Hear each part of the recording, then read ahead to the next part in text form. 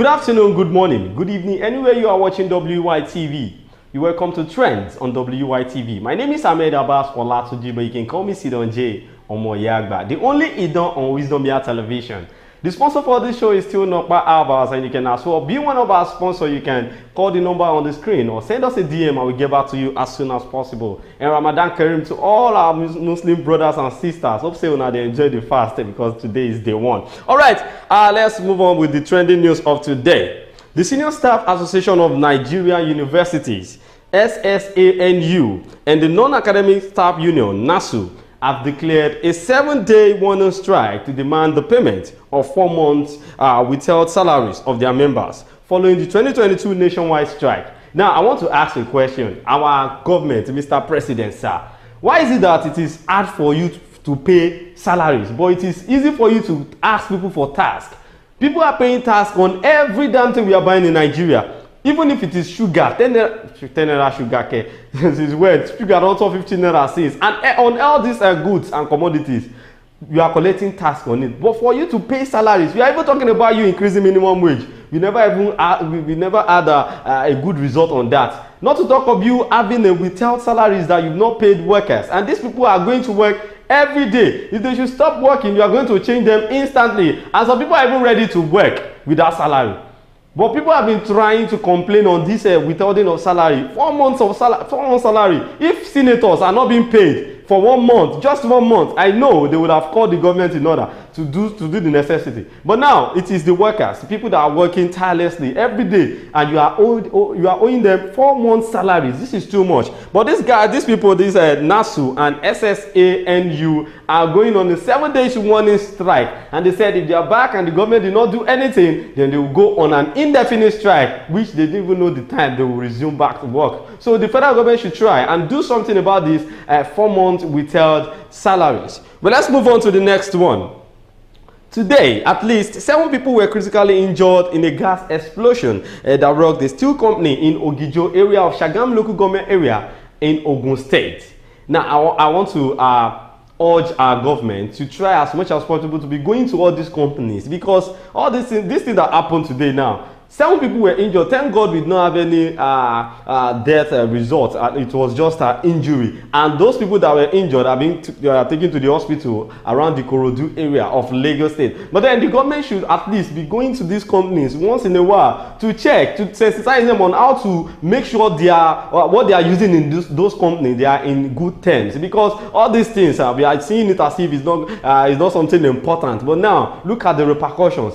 Gas explosion in a company, an iron steel company, you could know how injured these people would be. But then the explosion occurred since yesterday evening till this morning. The state government has, however, ordered the immediate closure of this company. That's a very good thing. I feel now they are getting to know what's up. Now they will be able to control every other thing that is going to cause another accident in that country, in that company rather. So the federal government are really, Ogun State government are really trying on this. So when they close down the company until they find solution to what is causing the explosion in that company. So it was gathered that the entire line of production of the company was affected by the explosion. So they should try and fix everything before they resume back to work, because if care is not taken, another explosion may occur. Let's move on to the next one here. Now, following the adoption of the red beret that was seen on the head of the governor of Ondo State, Lucky Ayedatiwa. So some residents of the state have been raising eyebrows.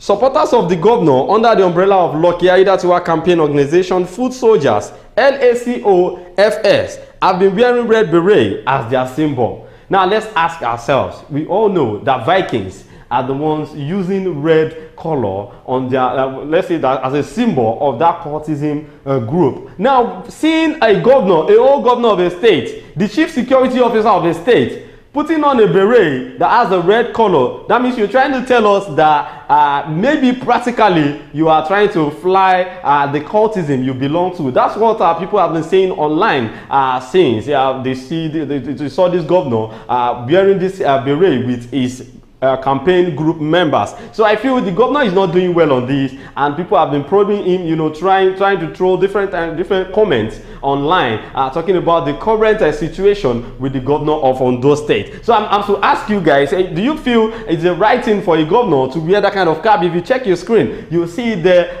whereby you will see the governor putting on red beret. And I want to ask, is this a better way to promote? Because what is the governor trying to promote? Because I feel a leader should lead by example. So I don't know what kind of example this leader is trying to show us, because in the comments, if you check the comment people are dropping online, they said okay, the governorship election is coming up. When Lucky Aiyedatiwa is using red beret, maybe the opponents, the oppositions, they would start and use a yellow beret. Then the other opposition, maybe APC, NNPP or Labour Party, they will use black and blue. So it will now turn to an election with a cultist clash, and different kind of things may happen during the campaign and election. So I feel the governor is not doing well partaking to this flying of red beret with his members. Well, supporters of the governor under the umbrella of Lucky Aiyedatiwa campaign organization Full Soldier said there is nothing wrong with the governor using red beret, and it has been said or it was being said by some of the people that knows much about cultism that red color had to deal with Vikings, and they are the ones that put on red beret. And people said if it is like that, so other supporters will try and form their own color too and start wearing the beret, so that it will be like a beret color competition, which is going to start cultism clash in Ondo State. Well, while inaugurating the group, Aiyedatiwa was seen putting on the beret, which has been described as a symbol of cultism. You guys should drop a comment section. Do you think the governor is doing well by promoting cultism in Ondo State, wearing red beret with his campaign organization group, which I feel is a bad thing for a governor to do in a state? Well, let's move on to the next one here. The Lagos State government has commenced the demolition of all illegal structures and shanties around the Jakonde Estate and Mayegun in Lekki area of the state. If you check, the videos are trending online. You could see people trying to bring out their valuables out of the houses that was being demolished by the federal and by the state government, which is the Lagos State government. And I feel, now, who is at fault? Is it the engineer? Is it the surveyors? Is it the person buying the land, or the government? Because I feel when they knew that the government is going to use the land, or the land is on the drainage where government wants to do their own drainage, they should have bring it out on the land when they were buying it, that you should have told them, okay, you cannot build your house here, you cannot have your fence here, you cannot do this, you cannot do that, before they start spending billions of naira building mansions on those lands. And now it is time for the government to demolish, because they need to use that particular place. They said they are building their house on a part of the road, or the part of the drainage, and so on and so forth. Now people are losing valuables just because the government said they are building their houses in an illegal area. So now I want to ask, is it the government to be blamed here, or people that is buying land? Because now the eastern people said it's because they don't want Igbo people in Lagos. That's why they are demolishing our houses. And if you check, people that stays in Lekki area and Aja, they are Igbo people that are buying properties there, and now they want to send them packing. That's why they are demolishing their house. But me, I will tell you, you should have checked. You should ask questions. You should try and have a lawyer, that if any so thing happen in the nearest future, the person that sell the land for you, or the engineer, or whosoever is in charge of the place you're building your house, will be held responsible for damages. So now, anybody that is buying land in Lagos and anywhere in Nigeria, because I heard something like this happened in Imo State too, whereby we see the governor trying to talk to the commissioner for housing and urban area in that state, that where there was a building beside the road, that the governor said it is inappropriate for a building to be there. So before you could have your building, please, I'm begging you guys, because the damages, even when I was watching the video of the demolition of those houses, I was feeling bad. Because billions of naira are being, demolished just like that. Mansions, fine houses. It's not easy. So the government should try. At least they should be noticing people too. But I heard they noticed them. They've given them notice for so long, and they did not heed to the notice. So I feel the problem now is people trying to prove stubborn, because they feel they have the papers to their properties or something. So you should check where you are buying your land, where you are building your house very well before you start your spending, because at the end of the day, you be the one to lose, not the government.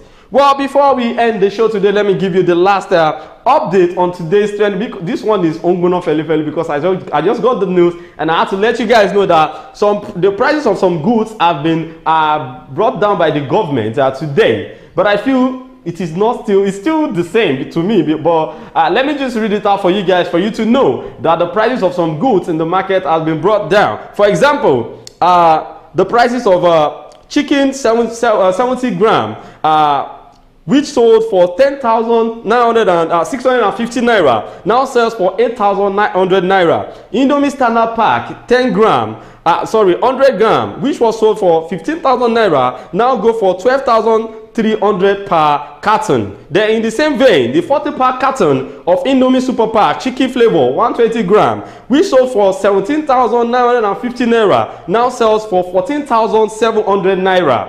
Well, another thing is, for instance, a pack of okay, let me go down to this. Other food items whose prices are falling on the market surveyed include sugar, rice, beans, sebo, spaghetti, and macaroni. Hey, God bless Tinubu. But if you check the price of this thing, to me, it's just like we are still on the same page, to be sincere. Because if you check, a 50 kg boa sugar now costs 84,000 naira. A Dangote 50 kg sugar goes for 88,000 naira. Stallion long grain rice, which sold for 88,000 naira, now sells for 86,000 naira. Deduction of 2,000 naira. Is that very funny? Why the price of the short grain rice fell to 78,000 naira from 80,000 naira, just removing 3,000 naira. Well, it's better. 15 pins of honey beans, which sold for 78,000 naira, now sells for 75,000 naira. 3,000 naira difference. While 32 pins of brown beans now sell for 155,000 naira as against the previous 165,000 naira. Yes, I feel it is coming down small because I've never heard it in the history of Nigeria that anything that goes up come down. It's only Nigeria that it doesn't come down at all. Well, this is where we are going to be ending it on the show today. Don't forget to follow us on all our social media platforms on TikTok, YouTube, Instagram, TikTok, X at Wisdom Yard Online TV. My name is Ahmed Abbas Olatunji, but you can call me Sidon J. Enjoy the rest of your day. Bye for now.